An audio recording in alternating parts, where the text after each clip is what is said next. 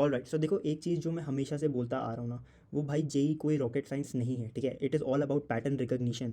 तुम एक चीज़ पहले कहीं देखते हो कि इसको ऐसे करना है, और वो सेम चीज़ पेपर में आती है, तुम्हें उसको वैसे सॉल्व करना है, एंड दैट्स इट, ठीक है। तुम्हारे +4 हो जाएगा। यही है जेई के बारे में, ठीक है। ये पूरा का पूरा पैटर्न का गेम है यार। पैटर्न्स यानी कि क्वेश्चंस, वो क्वेश्चंस जो तुम सॉल्व कर रहे हो पहले से, ठीक है, वो क्वेश्चंस देखे हुए हैं और वो पेपर के दिन आते हैं, सो यू नो कि उनको कैसे सॉल्व करना है। बस यही फंडामेंटल लेवल पे ना जेई पूरा यही चीज़ है कि जितने ज़्यादा पैटर्न्स तुम्हें पता होंगे, ठीक है, उतने ज़्यादा तुम्हारी चीज़ें कवर्ड होंगी पेपर में। और उसके लिए भी यार तुम्हें कुछ बहुत कॉम्प्लिकेटेड नहीं करना है। मैं स्टार्टिंग से तुम्हें एक चीज़ बोलता हुआ आ रहा हूँ, previous year questions, previous year questions, previous year questions, ठीक है।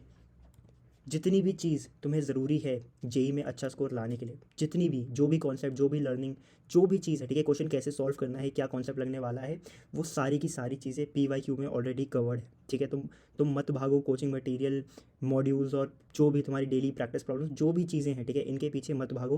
पहले अपने बेसिक्स क्लियर करो, ठीक है। प्रिपरेशन की बेसिक्स है यार, वो तुम्हारी इस सेंस में पीवाईक्यू है, ठीक है। ये तुम्हारा पूरा बेस है प्रिपरेशन का। अगर तुम बढ़िया से पीवाईक्यू भी कवर कर लेते हो, तुम भाई पेपर फाड़ दोगे, ठीक है। ये मैं तुम्हें बहुत ही क्लियर चीज़ बता रहा हूँ। अपनी प्रिपरेशन का बेस स्ट्रॉन्ग रखो। मैं तुम्हें मना नहीं कर रहा हूँ एक्स्ट्रा चीज़ों करने से, ठीक है। जितनी एक्स्ट्रा कर सकते हो कर दो, कोई प्रॉब्लम नहीं है। But at the expense of कि तुम्हारा बेस क्लियर होना चाहिए। तुम्हारा बेस यानी कि जो तुम्हारी फाउंडेशन है जर्नी की, वो भाई तुम पीवाईक्यू को रखो, क्योंकि वो बहुत ज़रूरी है। क्योंकि यार वो एकदम प्रिसाइज मटेरियल है अच्छा स्कोर करने का जेई में। Like it is a shortcut, ठीक है। अपनी जर्नी में मैंने सिर्फ पीवाईक्यू सॉल्व किए थे, और मेरा भाई अच्छी खासी 98.78 परसेंटाइल आ गई थी। That is a very good score, ठीक है। Coming from a like average student, मैं ये चीज़ तुम्हें बता रहा हूँ। सो अगर इतना मिनिमम इतना करना है ना कि इतने तो आ ही जाए, 98-99 परसेंटाइल टच कर जानी चाहिए। सो यार पीवाईक्यू बेयर मिनिमम है, इसको बहुत अच्छे से करना है। अभी भी तुम अगर देखो, ठीक है, तुम्हारे पास आराम से इजीली 10 मंथ्स हैं, ठीक है, और मैं 60 चैप्टर्स मान के चल रहा हूँ कि फिजिक्स केमिस्ट्री मैथ्स 11 12 का मिला के अप्रॉक्सीमेटली 60 चैप्टर्स है। मैं तुम्हें कहता हूँ भाई सबसे बेयर मिनिमम एम रखो कि तुम पर चैप्टर 100 पीवाईक्यू सॉल्व कर दो, ठीक है। कि सब में 100 होंगे नहीं, बट जितने भी हो भाई, मतलब ऑन एन एवरेज में लेके चल रहा हूँ कि 100 पर चैप्टर तुम्हें पीवाईक्यू सॉल्व करने ही करने हैं। सो उस हिसाब से भी यार 20 previous year question per day का तुम्हारा ना एवरेज बन रहा है, बहुत ज़्यादा नहीं है, ठीक है। तुम इजीली 30 35 40 भी कर सकते हो जब तुम सीरियस पढ़ाई करते हो, 10 10 घंटे, 12 12 घंटे, ठीक है। 12 घंटे में 40 क्वेश्चन सॉल्व करना बहुत बहुत ईजी चीज़ होने वाली है तुम्हारे लिए। 10 घंटे भी अगर मैं ले लेता हूँ, 12 भी नहीं, बट भाई जितना पढ़ोगे तुम्हारा ही फायदा होने वाला है। सो मैं तुम्हें बता रहा हूँ कि 20 25 30 क्वेश्चन का एक वो लेके चलो एम अपने साथ, कि इतने मुझे करने हैं। एंड ईजिली भाई तुम इस 10 मंथ की एंड में ना तुम एक एनआईटी में होगे ही होगे। तुम्हारा जेई बहुत तगड़ा जाने वाला है। सो अगर तुम ये बेयर मिनिमम चीज़ करते हो, ठीक है, कहीं इधर उधर नहीं भागना है, कुछ भी टेढ़ी मेढ़ी चीज़ नहीं करनी है, आयरोडॉप वगैरह इन सब किसी चीज़ के पीछे नहीं भागना है यार, एचसी वर्मा वगैरह कुछ भी नहीं। मैं तुम्हें सिंपल सी चीज़ बता रहा हूँ, प्रीवियस ईयर क्वेश्चन करो, प्रीवियस ईयर क्वेश्चन करो, उससे लर्निंग्स लो, और फिर कहीं भी टेढ़ी मेढ़ी चीज़ कुछ भी नहीं करना है यार। आयरोडॉप, एचसी वर्मा इन सब की ज़रूरत नहीं है, ठीक है। जिस चीज़ की ज़रूरत है वो है प्रीवियस ईयर क्वेश्चन। ये सबसे ज़्यादा इंपॉर्टेंट है तुम्हारे लिए। सो इसको तुम्हें एम करके चलना है कि ये तुम बहुत अच्छे से करो। अब आओ मैं तुम्हें एक बहुत इंटरेस्टिंग चीज़ दिखाता हूँ, बहुत ही इंटरेस्टिंग चीज़। जो चीज़ मैं तुम्हें स्टार्टिंग से बोलता हुआ आ रहा हूँ ना, जो चीज़ मैंने पर्सनली एक्सपीरियंस की थी अपनी शिफ्ट में भी, वो सेम चीज़, ठीक है, जो मैं बोलता हुआ आ रहा हूँ। अगर कोई किसी ने मेरी बात सुनी होगी, प्रीवियस ईयर क्वेश्चन को उसने सीरियसली किया होगा जैसे मैं बता रहा था, उसका भाई ये सेशन 1 ना, अटेम्प्ट 1 जो भी पहला था, इसको भाई उसने फोड़ा होगा बहुत तगड़े से। क्योंकि मैं अभी रिविजिट कर रहा था ये सारे जो पेपर्स अभी आए हैं। ईजिली भाई तुम पर शिफ्ट ना 40+ क्वेश्चन फाड़ सकते थे अगर तुमने प्रीवियस ईयर क्वेश्चन बहुत बढ़िया से किए हों। जैसे बहुत बढ़िया भी किया, मतलब एग्जैक्टली जैसे मैं तुम्हें गाइड कर रहा था ना, कि क्वेश्चन सॉल्व करना है, फॉर्मल नोटबुक बनानी है, उसको रिवाइज करते चलना है। बस अगर किसी ने इतना भी किया होगा, ठीक है, अपनी जर्नी में आखिरी के 4 5 महीने में भी अगर किसी ने इतना किया होगा, भाई मैं इजीली बता रहा हूँ 40+ क्वेश्चन तो उसके कहीं नहीं गए हर अटेम्प्ट में, ठीक है। और कुछ सिंपल चीज़ें ना मैं तुम्हें डेमोन्स्ट्रेट करके दिखाता हूँ एक बार, इंटरेस्टिंग, बहुत इंटरेस्टिंग चीज़ है, तुम खुद देखो। सो देखो ये एक क्वेश्चन है जो 2026 में आया है पहले अटेम्प्ट में, ठीक है। अब इस क्वेश्चन को करने से पहले मैं तुम्हें दूसरी चीज़ दिखाना चाहूँगा।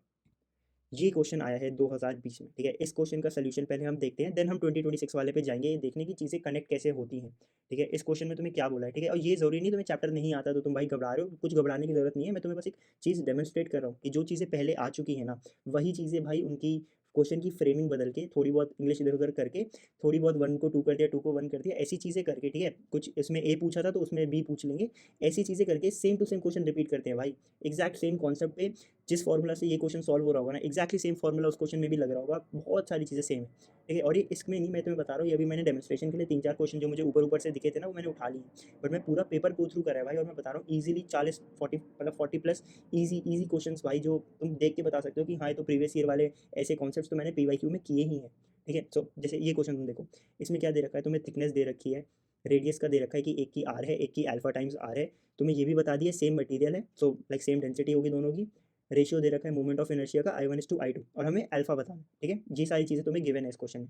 सो इस जिस लेट्स से तुम्हें कुछ भी नहीं आता, ठीक है। लेट्स से तुम्हें बिल्कुल चीज़ें नहीं पता है, तुम जैसा मैं तुम्हें बता रहा था, तुम 5 महीने पहले अभी से बैठ के ये पीवाईक्यू सॉल्व कर रहे थे, ठीक है। मैंने तुम्हें ये भी बताया था कि क्वेश्चन अगर नहीं समझ आता है 2-3 मिनट में, क्लिक अप्रोच नहीं बन रही है, कुछ क्लिक नहीं कर रहा है, तो सीधा सॉल्यूशन पे जाओ।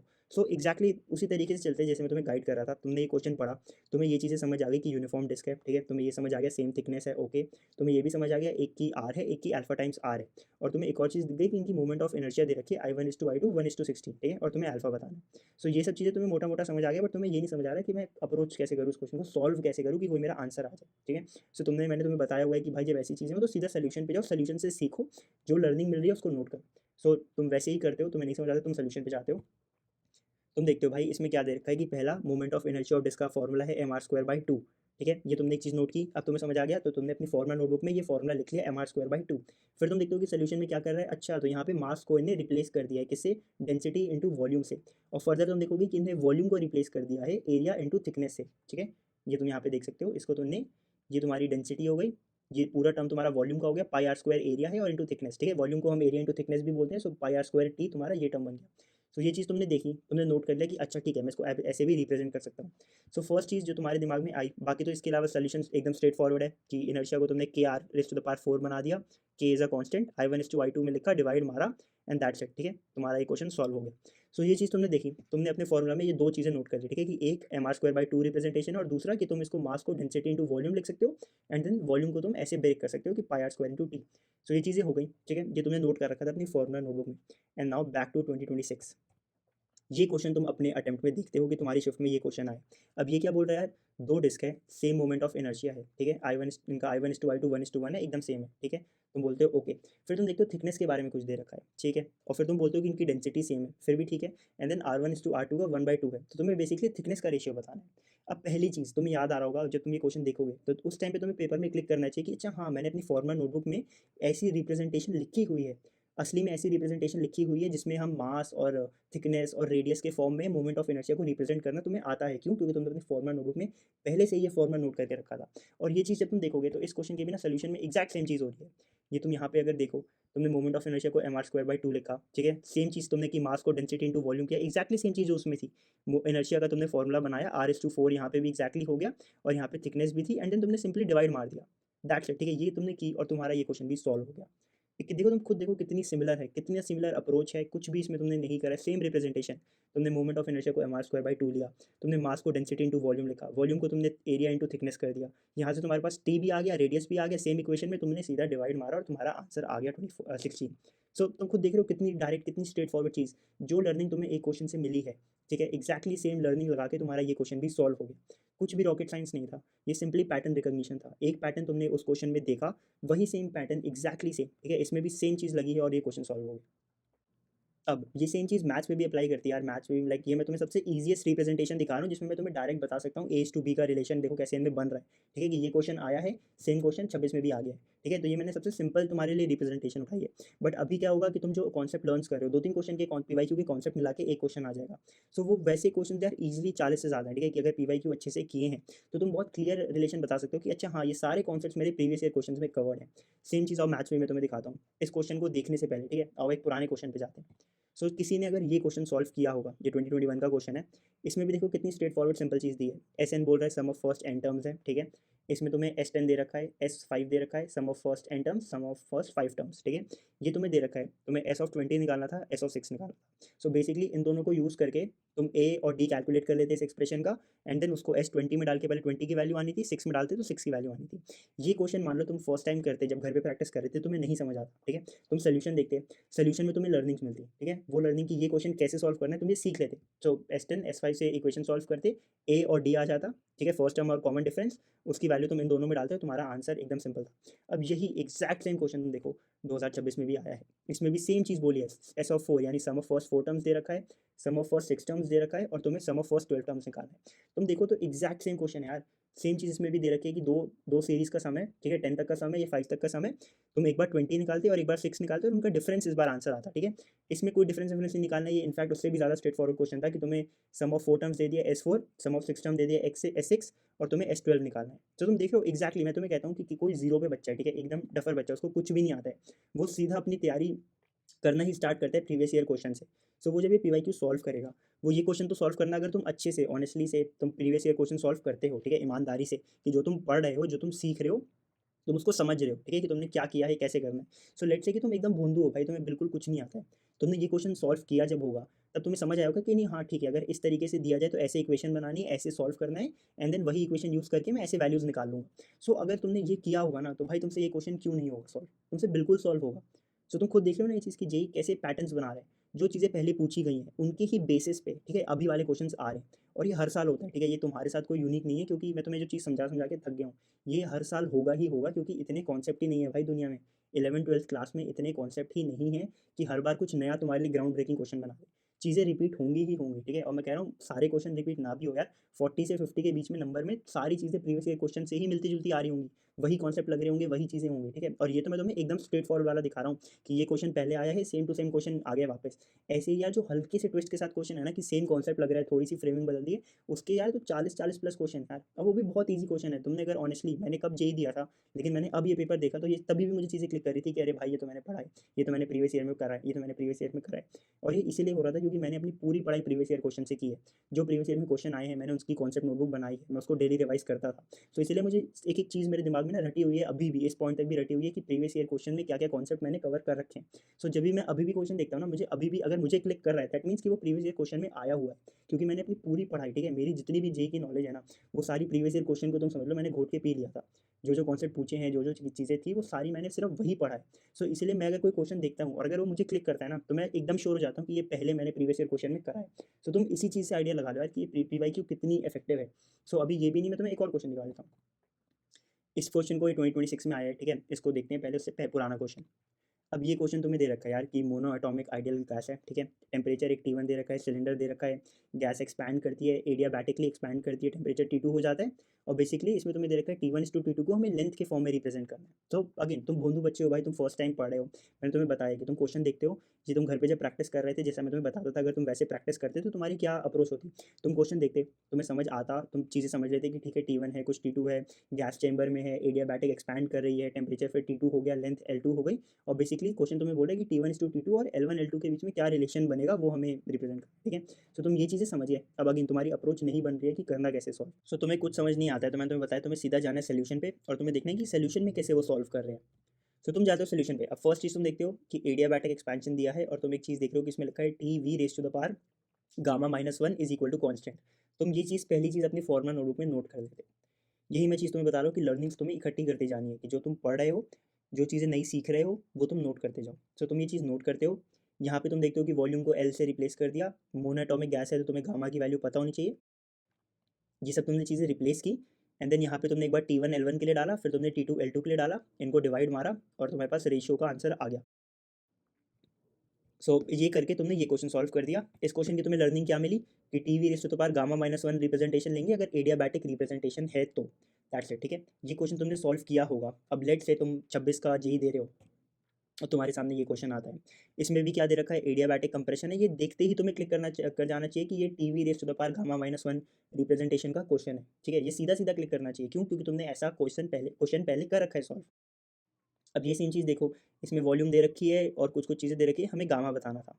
सो इसका भी तुम देखो सॉल्यूशन कितना मिलता-जुलता है। T(V)⁻⁻1 तुमने लिखा कांस्टेंट है, एक बार टीवी डाला, दूसरी टाइम नया टेम्परेचर नई वॉल्यूम डाली, ये सारी चीज़ें गिवन है क्वेश्चन में, ठीक है।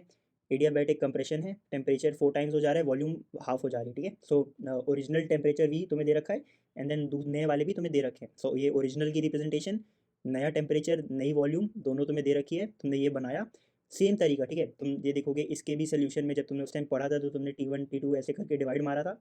सेम तरीका इसमें भी था, टीवी तुमने लिखी रिप्रेजेंटेशन, इसमें भी दूसरे के लिए लिखा, सीधा डिवाइड मारा, तुम्हारे पास इक्वेशन बन गई, तुम्हारा गामा की वैल्यू आ गई 3।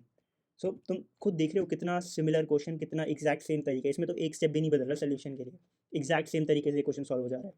सो ये चीज़ ना मैं तुम्हें फिर रिपीट कर रहा हूँ, ठीक है। पीवाईक्यू सॉल्व करो, क्वेश्चन अंडरस्टैंड करो, ठीक है, पैटर्न क्या पूछ रहे हो अंडरस्टैंड करो, और अपनी फॉर्मूला नोटबुक बनाओ और उसको मेंटेन करते हुए चलो, एंड देन डेली रिवाइज करना है, ठीक है। अगर तुम सारे प्रीवियस ईयर क्वेश्चन ऐसे सॉल्व करते हो ना, जैसे मैं तुम्हें अभी भी डेमोन्स्ट्रेट कर रहा था, तुम्हारा भाई जेई फोड़ने से कोई नहीं रोक सकता है। सो अभी भी सीरियस हो जाओ, ठीक है, अभी भी सीरियस हो जाओ, अभी भी टाइम है, तुम ढंग से कर सकते हो। अगर तुम बढ़िया से पीवाईक्यू सॉल्व करते हो, तुम भाई फाड़ दोगे जेई में। ज़्यादा इधर-उधर डिस्ट्रैक्ट मत हो। आई नो बहुत ज़्यादा मटेरियल है, बहुत ओवरवेलमिंग हो जाता है। अगर तुम फँस गए ना एक बार इस ट्रैप में कि मुझे ये भी सॉल्व करना है, वो भी सॉल्व करना है, तुम डूबने लगोगे भाई।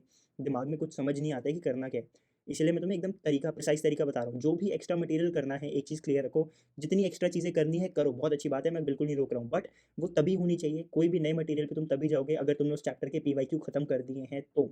अगर पीवाईक्यू निपटा दिया है ना, तो भाई तुम एकदम बहुत सॉलिड तैयारी तुम्हारी ऑलरेडी हो गई है। टेंशन की कोई बात ही नहीं है। बट यही चीज़ है कि पीवाईक्यू बहुत अच्छे से सॉल्व करना है और अपनी फॉर्मल नोटबुक बनाते हुए चलना है। और देखो एक बैकलॉग के लिए मेरे पास ना बहुत स्ट्रेट फॉरवर्ड एडवाइस है। जो चैप्टर्स अभी चल रहे हैं, ठीक है, थ्योरी कोचिंग में अगर चल रही है तो यार उस हिसाब से फॉलो करते जाओ। वीकेंड्स पे या जब भी टाइम मिल रहा है, ठीक है, तब वो चैप्टर उठाओ बैकलॉग वाले और उनको करो, ठीक है। बहुत बहुत सिंपल चीज़ है यार बैकलॉग का सोल्यूशन। हम लोग ने ना बहुत सारी चीज़ें ओवर कॉम्प्लिकेट कर रखी है। इसका एकदम सही सिंपल तरीका ये है यार कि जो अभी चल रहा है प्रेजेंट में उसको कॉम्प्रोमाइज़ मत करो बैकलॉग के चक्कर में। बैकलॉग धीरे धीरे कवर हो जाएगा, ठीक है। और वो कवर करना कैसे है ना, उसका बहुत सही तरीका यही है भाई तुम्हारा, एकदम सही क्या भाई, एक ही तरीका है। वो यही है कि तुम्हें आगे पीछे टाइम निकालना पड़ेगा, ठीक है। अभी जो चल रहा है उसको साथ का साथ करते चलो, वो तुम्हारी नंबर वन प्रायोरिटी होना चाहिए कि जो अब कोचिंग में हो रहा है या जो जो अब चल रही हैं चीज़ें वो छूटनी नहीं चाहिए, ठीक है। ऐसे ही बैकलॉग बढ़ जाता है, ये जो तुम्हारा प्रेजेंट है ना यही तुम्हारा बैकलॉग बन जाएगा अगर तुम इसको अब ढंग से नहीं करते हो। सो एकदम क्लियर रहो कि जो प्रेजेंट में चल रहा है उसको साथ ही साथ लेके चलना है, उसको पढ़ना है, पीवाईक्यू सॉल्व करने हैं, फॉर्मल नोटबुक बनानी है, वो एकदम तुम्हारा टू द पॉइंट रहना चाहिए। ये जो प्रेजेंट में हो रहा है ये तुम्हारा फ्यूचर बैकलॉग नहीं बनना चाहिए, इसको ध्यान रखो। यही तरीका है बैकलॉग काटने का, ठीक है। यहाँ पे भी अगर तुम संभल जाते हो तो नया बैकलॉग बनेगा नहीं और पुरानी जो चीज़ें हैं वो तुम धीरे-धीरे, ठीक है, वीकेंड्स पे, छुट्टी पे एक्स्ट्रा टाइम आगे-पीछे निकालो, एक-एक चीज़ कवर करो एंड देन उस हिसाब से बैकलॉग अपने आप खत्म हो जाएगा। बट बैकलॉग का ना एक ही तरीका है यार उसको मारने का, वो यही है कि बैकलॉग को बढ़ने नहीं देना है। अगर बढ़ने दे दिया ना तो प्रिपरेशन तुम पे हावी हो जाएगी, तुम भाई डूब जाओगे प्रिपरेशन में। वो नहीं करना है, ठीक है। जो प्रेज़ेंट की चीज़ें हैं वो फ्यूचर बैकलॉग नहीं बनना चाहिए।